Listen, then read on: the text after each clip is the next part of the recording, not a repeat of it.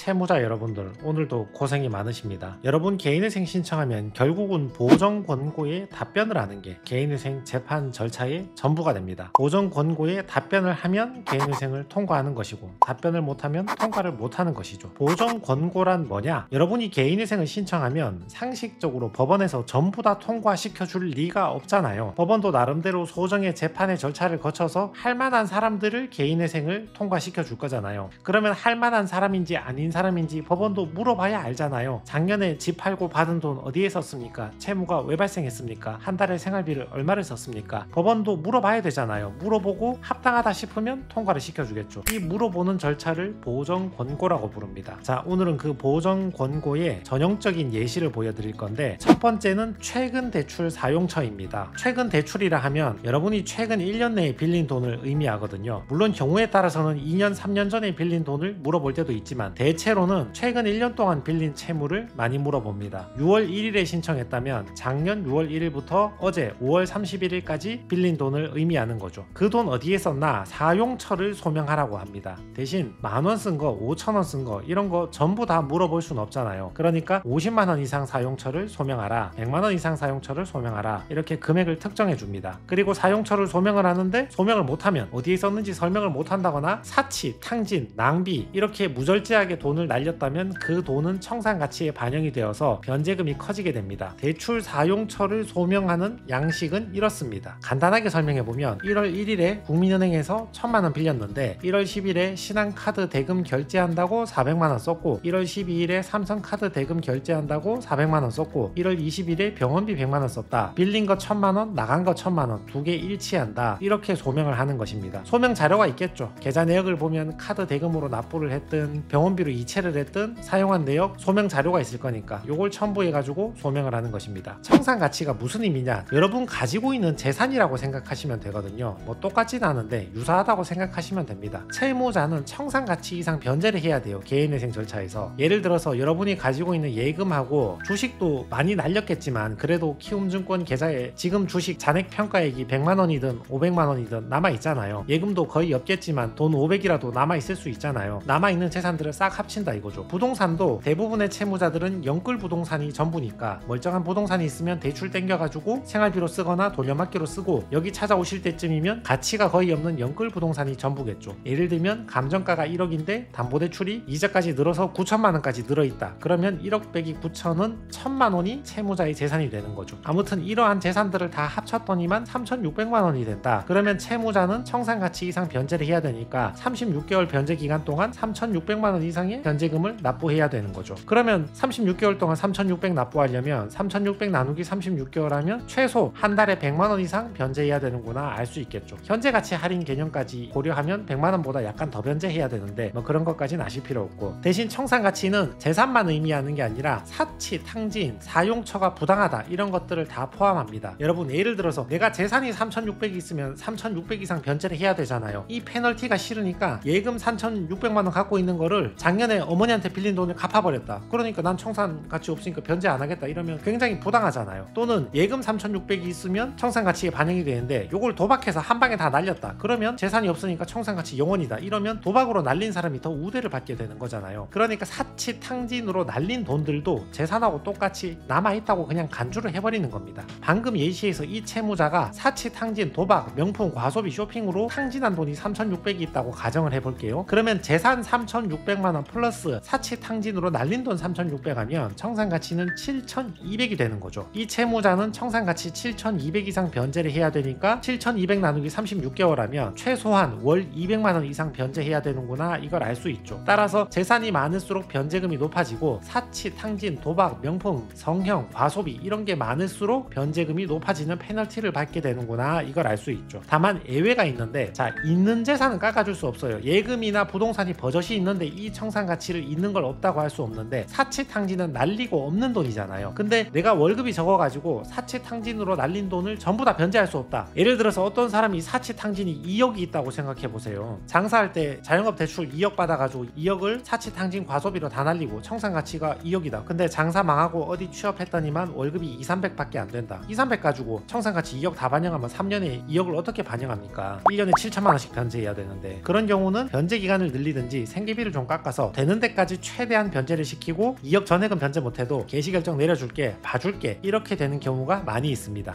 그런 권리는 없는데 청산가치 다 날려놓고 청산가치 엄청 큰데 무조건 뭐 변제 기간만 늘리면 통과시켜주는 겁니까? 그 정도까지는 아닌데 대체로는 법원에서 검토해보고 성실한 채무자가 열심히 살아가려고 하는 의지가 있다, 너무 과하지 않다 그러면 청산가치 일부 감액해가지고 개시결정을 내려줍니다. 자, 두 번째 보정 권고에서 보는 거는 계좌 내역 사용처를 보거든요. 첫 번째 보정은 최근 1년 동안 빌린 돈, 요거는 계좌 내역, 내 은행 입출금 내역인데 최근 1년 동안 한 번 입출금할 때 100만원 이상 입출금한 거 어디에 사용했는지 소명하라, 소명 못하거나 사치탕진 과소비는 청산가치에 반영하라, 이런 뜻입니다. 계좌 내역 보시면 입출금한 거 만원, 5천원 이거 다 설명할 수는 없잖아요. 그러니까 50만원 이상만 설명하라, 100만원 이상만 설명하라, 이렇게 특정을 해주는 겁니다. 예를 들면 1월 10일에 100만원 이체한 게 있는데 그거는 병원비로 이체해 준 것이다. 1월 12일에 200만원 출금한 게 있는데 그거 직원 인건비 주려고 우리 식당에서 일하는 아주머니 인건비로 200만원 이체해 준 거다. 1월 20일에 100만원 이체한 거는 우리 애들 학원비하고 생활비 쓰려고 100만원 이체해 준 거다. 각 이체 내역들 소명자료 이렇게 소명하는 겁니다. 자, 보정 권고 세 번째 사항은 신용카드 사용처입니다. 은행 입출금 말고 여러분 신용카드도 매달 말에 그 사용 내역 같은 거 우편물이나 메일로 받잖아요. 그것도 검토를 하거든요. 최근 1년 동안 신용카드 사용한 거, 한 번 결제할 때 50만원 이상 결제한 거, 요거 사용처를 소명하라고 합니다. 소명 못하면 청산가치에 반영을 해야 됩니다. 예를 들어서 카드 결제 내역 중에서 1월 10일에 카드 100만원 결제한 거는 애들 학원비로 결제했다. 1월 12일에 100만원 결제한 거는 우리 장사하는데 물건 사야 되니까 물건 매입했다. 1월 15일에 50만원 결제한 거는 그동안에 밀려있던 통신비 한 번에 결제한 것이다. 이렇게 소명을 해주는 것입니다. 역시 소명을 못하거나 사치, 탕진, 과소비 같은 거 한 거 있으면 청산가치에 반영해서 변제금이 높아질 가능성이 있습니다. 네 번째는 본인 소득하고 배우자 소득을 둘 다 소명을 해야 되거든요. 예를 들어서 채무자가 있고 배우자가 있고 미성년 자녀가 2명이 있다고 가정을 했을 때 내가 350만원 실수령을 받는다고 가정하면 내가 나머지 3명을 부양하고 있으니까, 또는 배우자가 전업주부니까 나하고 자녀 1명, 2명 포함해서 3명의 생계비 300만원 빼고 50만원만 내면 되지 않겠느냐 이렇게 생각할 수 있지만 법원은 그렇게 생각하지 않는 거죠. 배우자도 일할 능력이 있으니까, 실제로 일을 하든 말든 간에 일할 능력이 되니까 배우자가 1명 키우면 되고 본인이 1명 키우면 되겠네. 그러니까 350만원 빼기 본인하고 자녀 1명 2인 생계비 240만원만 빼라. 그래서 110만원 36개월 변제하라. 이렇게 개시결정을 내려주는 게 원칙입니다. 다만 예외적으로 채무자의 소득이 배우자 소득보다 압도적으로 크다면 150% 이상 차이 나게 많이 큰 경우에는 일부 법원에서는 자녀 2명을 모두 본인에게 부양가족으로 넣어주는 경우도 있고, 또는 배우자가 일할 수 없는 사정이 있죠. 몸이 많이 아프다거나 다쳤다거나 이런 경우에도 본인에게 부양가족을 전부 반영해주는 경우가 있습니다. 물론 소득이 적으면 전부 다 반영할 만한 사안이라도 반영 못하겠죠. 이런 사안에서 채무자 소득이 200이라면 자기하고 자녀 1명만 해도 240인데 3명, 4명 부양비를 반영해달라 그런 말을 할 이유도 없잖아요. 2명도 반영 못하는데. 다섯 번째는 출입국 사실증명원인데, 이게 코로나 전에는 별로 이런 게 없었는데 최근에는 청년층들이 계좌 내역 보면 해외에서 가서 여행 가서 쓴 돈이 많이 있더라고요. 일본이나 동남아 이런 데 많이 가시던데 해외 여행 간 것도 사치 탕진이 될 수 있겠죠. 아니 업무차 출장 때문에 갔다 뭐 이런 거는 관계없는데 여행 갔다 그러면 그거는 자기 채무 생겨서 돈도 못 갚았는데 여행 가서 썼다 그러면 사치 탕진으로 볼 가능성이 높잖아요. 그런 금액들은 청산가치에 반영해서 변제금이 높아질 가능성이 있습니다. 특히 출입국 증명서를 제출하기 때문에 출입국 일자 전후로 출금 내역, 카드 사용 내역 이런 것들 다 검토하니까 해외에 가서 돈을 탕진한 게 많다, 이런 것들도 청산가치에 반영됩니다. 참고로 예전에 했던 사안에서 해외를 갔다 온 건 맞는데 자기 돈 쓴 게 아니고 부모님 돈으로 다 썼다 뭐 이런 사안이 있었거든요. 그런 사건에서는 청산가치에 반영이 안 됐죠. 내 돈은 쓴 거 없으니까. 자, 봅시다. 실제 보정 권고인데 최근 대출금에 대해서 어디에 썼는지 소명해보라. 아까 보여드린 단순화시킨 표하고 비슷하죠. 1200만원 빌렸는데 1월 2일에 300만원 썼다. 기존 대출금 변제했다. 1월 3일에 200만원 썼다. ATM으로 출금했는데 소명 못하겠다. 1월 4일에 300만원 썼는데 홍길동 씨한테 이체했다. 빌린 돈 갚은 거다. 또는 아들한테 등록금 내라고 준 거다. 1월 6일에 100만원 은행에서 출금했는데 대출금 변제하려고 이체해 준 거다. 1월 11일에 300만원 ATM에서 출금했는데 설명 못하겠다. 이런 식이죠. 그러면 설명 못하는 거 요거 200만원, 요거 300만원 합쳐가지고 청산가치에 반영한다. 또는 친구한테 갚은 거는 편파변제니까 요거 300만원도 청산가치에 반영한다. 이런 식으로 되는 겁니다. 1200 빌려서 1200 어디에 썼는지 설명하는 거죠. 여기 보세요. 최근 대출 사용처인데 도박으로 썼다거나 스포츠 토토로 썼다거나 게임, 유흥비, 개인 채무 변제했다. 은행 거는 변제 안 하면서 지인, 친구, 가족 채무만 편파적으로 변제했다. 사용처가 불분명하거나 과도한 생활비, 낭비, 명품, 고가, 가족한테 이체해준 돈, 성형 목적의 비용들 이런 것들은 청산가치에 반영하라. 그 다음 두 번째가 예금, 입출금 내역이라 했죠. 일단 예금 잔액이 얼마 있는지 말해야겠죠. 남아있는 있는 예금 잔액에 100만원 50만원 남아있다, 이런 것들도 나의 재산이니까 청산가치에 반영되겠죠. 물론 185만원은 공제하고 남는 재산을 의미하는 겁니다. 그러니까 은행별 증권사별 계좌 잔액들을 전부 보고해야 됩니다. 은행 것도 보고하지만 키움증권, NH증권 등 증권사의 잔액도 전부 다 보고를 해야 됩니다. 지금 남아있는 주식의 현재 가치가 있잖아요. 다 팔고 10주라도 남았으면 그거 100만원이든 200만원이든 가치 있는 거 보고를 해야 됩니다. 그리고 이렇게 도표를 만들어서 그 돈 어디에 썼는지, 한번 이체할 때 100만원 이상 어디 이체했는지, 사용처 어디인지 설명하고, 똑같죠? 도박, 유흥비, 편파변제, 과도한 생활비, 명품, 고가품 구입, 가족한테 이체한 거, 성형, 이런 것들은 청산가치에 반영해서 페널티를 받게 됩니다. 세 번째, 신용카드 사용 내역도 확인한다 했죠. 최근 1년 동안 신용카드 끌은 거, 사용한 거 중에서 한 번 끌을 때 50만원 이상 끌은 거 어디에 썼는지 설명하라. 50만원 끌었는데 학원에서 끌었다, 애들 학원비다, 이렇게 소명하는 겁니다. 카드론 받은 것도 마찬가지죠. 한 번에 50만원 이상 카드론 빌린 거, 이런 식으로 돈 어디에 썼는지 전부 다 설명을 해줘야 되는 것입니다. 똑같습니다. 카드 결제한 거나 카드론 받아서 쓴 거, 그 사용처가 도박 자금이다. 요즘 모바일 카지노, 토토 이런 거 많이 하잖아요. 유흥비, 개인에게 편파변제했다, 사용처 설명 못하거나 과도한 생활비, 명품, 고가, 성형, 이런 것들은 청산가치에 반영해서 변제금이 올라가는 불이익이 생길 수 있습니다. 자, 보세요. 채무자하고 배우자의 근로소득 원천징수 영수증을 제출해 주시기 바랍니다. 부양가족을 누구한테 얼마 반영할지, 얼마를 깎아줄지 변제금 결정하려고 본인 거하고 배우자 거하고 소득을 확인하는 겁니다. 배우자한테 별도로 페널티를 주는 게 아닙니다. 그냥 이 가정의 형편을 살펴보고 돈을 좀 벌만한 집이면 부양가족 좀 적게 공제해서 변제 좀 더 하라는 거고, 형편이 많이 어려워 보이면 부양가족 생계비 좀 더 깎아가지고 변제금 낮게 해주려고 형편을 살펴보려는 거지, 배우자한테 페널티를 주려는 건 아닙니다. 자, 이거 예전에 제가 올린 영상 최저 변제율 얼마인가, 거기에 대한 것과 관련이 있는데,